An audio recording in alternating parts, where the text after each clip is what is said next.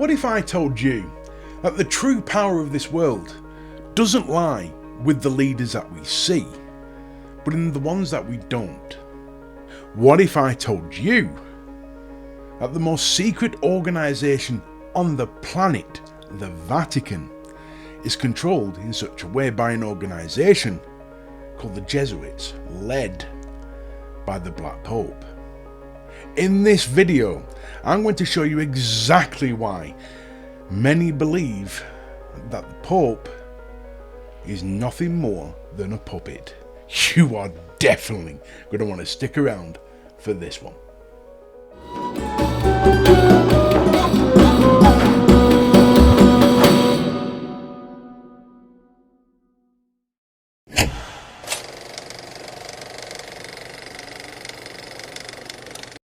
Pick a century, any century, doesn't matter, and look at those who have the power: kings, emperors, dictators. But dig a little deeper and you'll find that the one sat on the throne is very rarely the one in charge. They're nothing more than figureheads, the masks. In fact, let me show you one of the greatest examples of what I'm talking about in modern history. We all know Adolf Hitler, the man whose name is synonymous with evil. His face is on every history book and every documentary about World War II. The very dictator who led Nazi Germany to the most darkest atrocities ever recorded in human history. But what if I told you that Adolf Hitler wasn't actually the true power behind the Third Reich? What if Hitler was just the figurehead, the salesman, the face, and the real architects of the horror? Well, they were just lurking in the shadows. Historians like Ian Kershaw and Han Mommsen have studied the dynamics of Nazi Germany's leadership, and what they found is chilling. While Hitler provided the vision, his deputies, the ones hidden behind the scenes, were the ones who actually built the machine. Take Heinrich Himmler. As head of the SS, he wasn't just a bureaucrat, he was the mastermind behind the Holocaust. The camps, the extermination policies, the logistics of genocide, all coordinated by Himmler. Hitler may have signed the papers, but it was Himmler who turned words into atrocities. And then there's Joseph Goebbels, the Minister of Propaganda. If Himmler was the sword, then Goebbels was the whisper in your ear. He crafted the narratives, the slogans, the lies that manipulated an entire nation into blind obedience. In den Kontoren verloren haben, wieder an ihre alten Arbeitsstellen zurückzuführen. Das kann nicht allein der privaten Initiative überlassen werden. Ausschlaggebend ist, dass die öffentliche Hand mit positiven Maßnahmen eingreift. Dr. Goebbels says that people in Germany are keenly interested and follow very closely the economic development in the United States, and they believe that President Roosevelt and his advisors are on the right way, because here we are in fact concerned with the greatest economic and social problem which the world has ever had to solve, namely to reinstate in the process of production the millions of people who have lost their jobs in factories and shops and offices. And in order to solve this problem, it is not sufficient to leave it to private initiative, but the government must take the lead. Goebbels created a world where Hitler wasn't just a leader, he was a godlike saviour. This is how shadow rulers operate. They don't need the spotlight, they don't need the cheers. They wield power from where it matters, in the decisions, in the systems, in the hearts and minds of people. So ask yourself this: if even Hitler, the most infamous dictator in modern history, could be a poster boy, then who is really in charge in organisations like the Vatican? Now hold on a second, hold on. Before you go Pope Clement V and try me for heresy, I am not saying that there is some sort of clandestine Catholic order trying to gash Jews or rule the world like Goebbels and Himmler.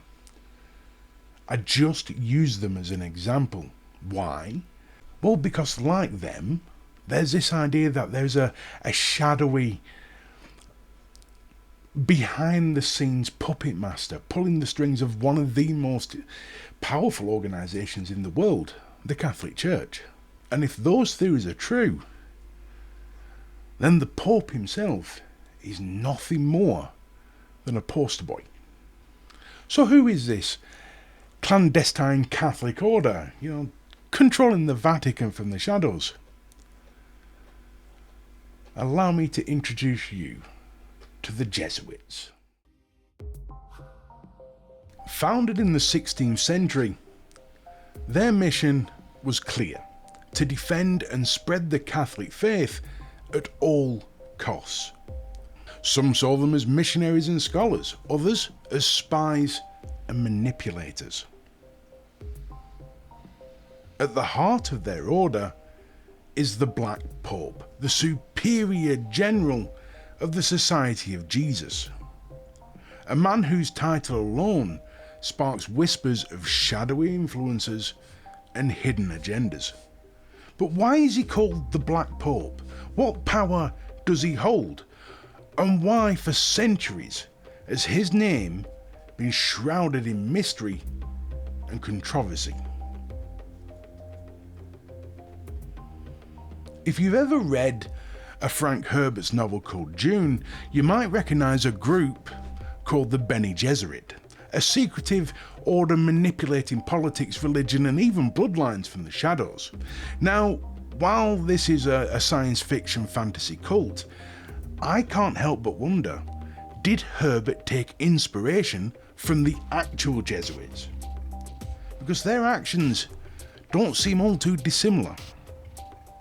Founded in 1540 by Ignatius of Loyola, the Society of Jesus, better known as the Jesuits, emerged during one of the most tumultuous periods in the Church's history, the Protestant Reformation.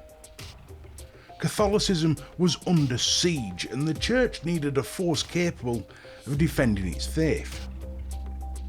The Jesuits were no ordinary order. Their mission wasn't just about prayer, it was about action. Ignatius envisaged a group of soldiers for Christ. They would go anywhere, endure anything, all to restore the Church's dominance. To achieve this, the Jesuits took a radical approach. They became missionaries, spreading Catholicism to the farthest reaches of the globe. But they didn't stop there. They became advisors to kings, infiltrators of courts, and influencers of politics.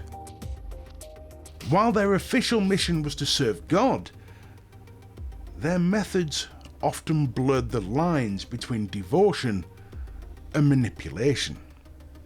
Let's take a closer look at some of the ways they shaped history, and not always with a gentle hand. Let's take France in the late 1500s, for example. The country was tearing itself apart over religion, Catholics versus Protestants. The Jesuits, right in the thick of it. One of their students, Jean Châtel, I hope I pronounced that right, even tried to assassinate King Henry IV. Now, the Jesuits swore they had nothing to do with it, but that didn't stop them from getting kicked out of France for quite a while. And then there's Spain. In Spain, there was a massive debate about how to treat indigenous people in the Americas. Basically, were they humans with rights or just resources to exploit? The Jesuits were knee-deep in this one. Their missions often pushed for protecting indigenous cultures, though let's be real, they were also converting them to Christianity. Still, they helped shape some of Spain's colonial policies, for better or worse. But it's not just Europe where they had a helping hand in guiding the world forward. Way over in Japan, the Jesuits were making waves. Francis Xavier and the Jesuits got there in the mid-1500s and started building a Christian community. It got so big that the local rulers started freaking out, thinking the Jesuits were up to something. Fast forward a few decades, and it all ended with Christians being persecuted. By the 18th century, the Jesuits had accumulated power and influence that made them more than a few enemies. Monarchs and even the Vatican began to see them as political meddlers and manipulators. In 1773, Pope Clement XIV officially suppressed the order. For many, it seemed like the Jesuits were finally finished. But, like any good, shadowy organisation, it suited them to be gone. Well, until it didn't. And unlike the previous holy organisation that got too big for its boots, i.e. the Templars, come back, they did. Around about the time of 1307, when an organisation like the Templars got too big for their boots, the Pope could just, well, burn them at the stake and problem solved. But by the 19th century, that wasn't exactly an option anymore. How do you burn a group of priests when you're supposed to be a benevolent organisation preaching peace and love? You can't. The Jesuits knew this, and as always, they did what they did best. They waited, quietly repositioning their influence, allowing them to become even more powerful when the day finally came for their reinstatement in 1814. After this, the Jesuits spent the next 100 years not just rebuilding, but solidifying their power. Their influence reached deep into education, politics, and the very heart of the Vatican. And by the early 20th century, they were front and centre for the planet's first global conflict, the First World War. Most people know that the First World War was Germany and its allies versus England and theirs. A clash of empires, alliances and ideologies. But what they don't realise is that behind the trenches and treaties, another war was raging. A war most historians don't even talk about. A secret holy war. Christendom versus the Muslim faiths. And at the heart of it all, the Ottoman Empire. The Ottoman Empire, which was a Muslim majority power, had aligned itself with Germany and Austria-Hungary. To the Vatican and its Jesuit advisors, this wasn't just a military alliance, it was an existential threat to Christendom. And while the Vatican claimed neutrality, behind the scenes, a different story was unfolding. In 1914, the Ottoman Sultan, who also had the title of Caliph, issued a proclamation, a jihad, calling Muslims worldwide to rise against the Allied powers. This wasn't just a symbolic gesture, it was a rallying cry designed to ignite uprising in British, French and Russian colonies, where Muslim populations were vast. For the Vatican, this call to arms was more than a threat to the war effort, it was a challenge to Catholic influence in regions where the Church had worked tirelessly to gain a foothold. The Jesuits, ever the strategists, stepped in. They mobilised Catholic leaders in North Africa and the Middle East, ensuring that local Christian communities stood firm. Missionaries were sent to strengthen the Catholic outreach, countering the Ottoman narrative with promises of stability and support. And it worked. In places like Lebanon and Syria, Catholic communities not only resisted the Ottoman call, they emerged stronger, laying the foundations for religious dynamics we see in the region today. Meanwhile, the Ottoman Empire was crumbling from within. Years of mismanagement had left its economy fragile, and the war only made things much worse. Allied blockades choked vital trade routes, leaving the Ottomans desperate for resources. But this wasn't just a consequence of war, it was part of a calculated effort. Jesuit advisors in Europe lobbied for targeted economic strategies to weaken the Ottoman state further. Trade routes through the Dardanelles were cut off, and relief efforts were prioritised in Christian-majority areas, leaving Muslim communities to bear the brunt of the suffering. By 1918, the once mighty Ottoman Empire was on its knees, financially and politically broken. When the war ended, the Ottoman Empire was gone. In its place were fractured territories handing over to European powers under colonial mandates. But these borders weren't drawn at random, they were drawn with purpose. Jesuits worked closely with Catholic leaders in France and Britain, ensuring that Christian regions like Lebanon remained under favourable control. Meanwhile, the arbitrary lines drawn across the Middle East disrupted centuries-old trade routes and communities, sowing the seeds of future conflict. On the surface, it looked like the Allies were building a new world, but underneath, the stage was set for decades of instability. And the Jesuits? They had secured a foothold in the new order, their influence cemented as the Middle East transitioned from empire to mandates. This wasn't just about the war, it was about what came after. As the Ottoman Empire fell, the Jesuits and the Vatican were already positioning themselves for the next chapter. A world reshaped by new alliances, new borders and new conflicts. But how much of this was by design? And how much of their influence still lingers today? By now, their network of influence spanned the globe. Education, politics, religion were everywhere, quietly pulling the strings.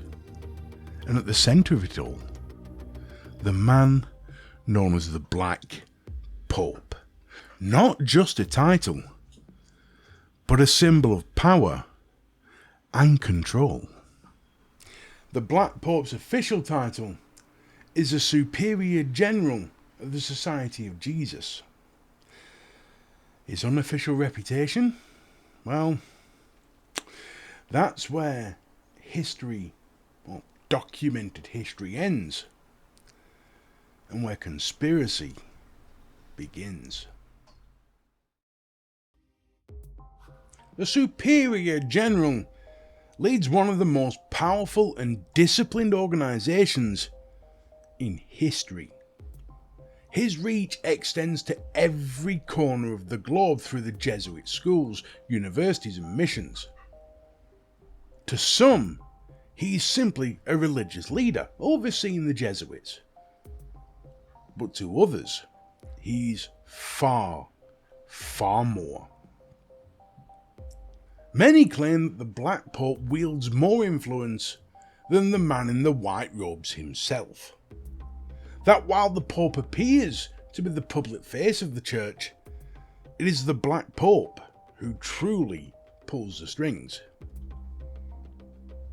Jesuit loyalty to the Superior General reinforces this perception, as they follow his directives with absolute obedience, making him the nucleus of their global operations. This secrecy has fueled countless conspiracy theories. Some say that the Black Pope controls the very Vatican itself, shaping the Church's stance on global issues. Others believe his influence stretches beyond the church into the realms of politics and even finance. The Jesuits' global reach today is, well, undeniable, unarguable.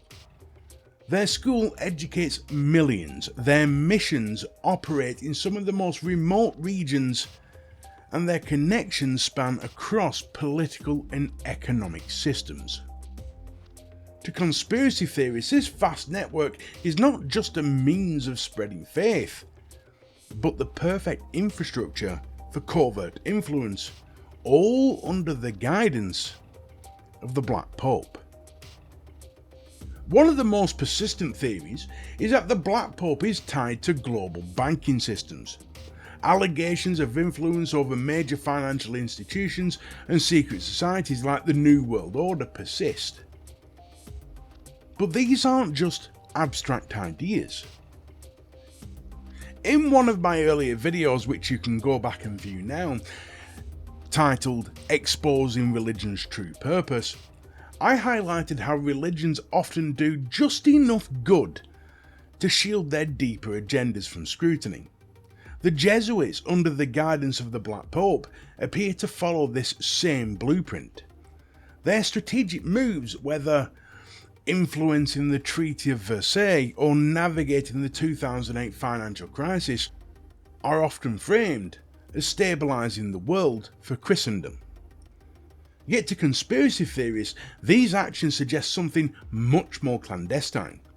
A hidden hand steering the course of nations while using faith as the ultimate cover. Take, for example, the Jesuits' historical involvement in South America. During the colonial period, their missions weren't just about spreading faith. They created autonomous communities for indigenous people, resisting exploitation by colonial powers. Fast forward to the 1970s and 80s, and we see a similar dynamic during Argentina's Dirty War. Jesuit Cardinal George Bergoglio, now of course Pope Francis, played a controversial role mediating between the church, the military junta and the oppressed. Critics argue his actions served to maintain the church's position during that crisis, while others credit him with protecting dissidents and saving lives. This duality perfectly mirrors what we discussed in Exposing Religion's True Purpose, how acts of kindness and intervention often mask an agenda of control. To critics, such involvement highlights the Jesuits' historical tendency to navigate power structures for their benefit, always with the Black Pope steering their strategies. While this example shows their ability to challenge the status quo, it also highlights the duality of their actions. Protectors to some and manipulators to others. Well, my friends, that's it for this episode.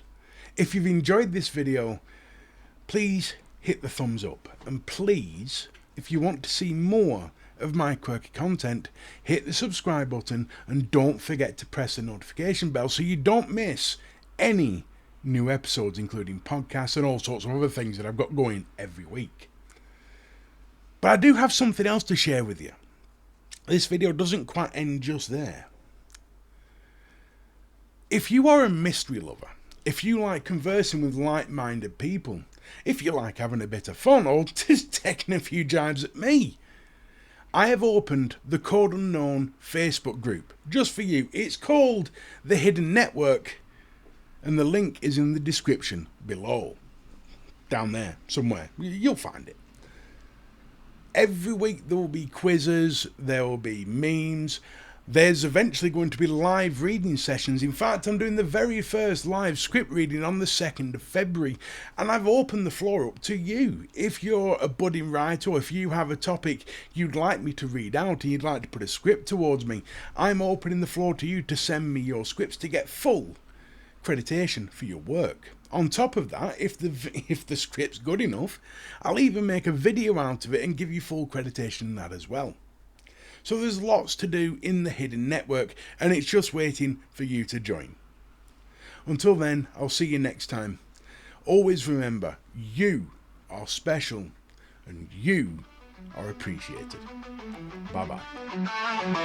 We've traveled through the shadows, secrets untold, chasing hidden stories, mysteries unfold. From ancient rites to modern schemes, Coda knows where truth meets dreams. Oh, Coda unknown, where the curious roam. Digging deep, we'll find the key, unlocking the world's conspiracy. We question the rulers, the power, the plan. Decoding the whispers, we'll understand. From black hopes to secret lore, tune in next time, there's always more. Oh, Coda unknown, where the curious roam. Digging deep, we'll find the key, unlocking the world's conspiracy.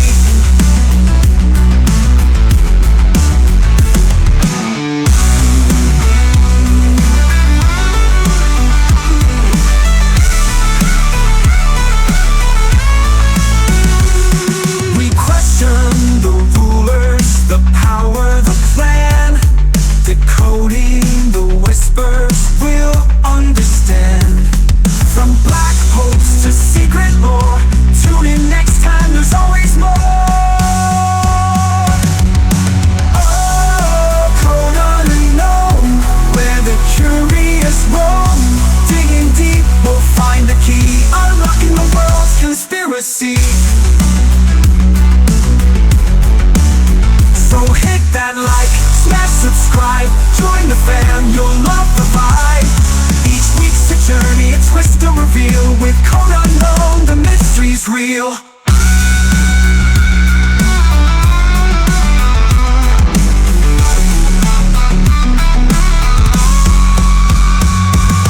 Oh, Coda unknown, where the curious roam.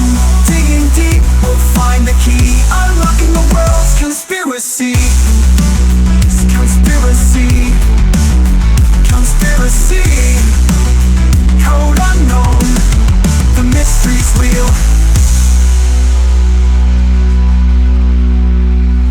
So hit that like, smash subscribe, join the fam, you'll love the vibe. Each week's a journey, a twist to reveal. With Code unknown, the mystery's real.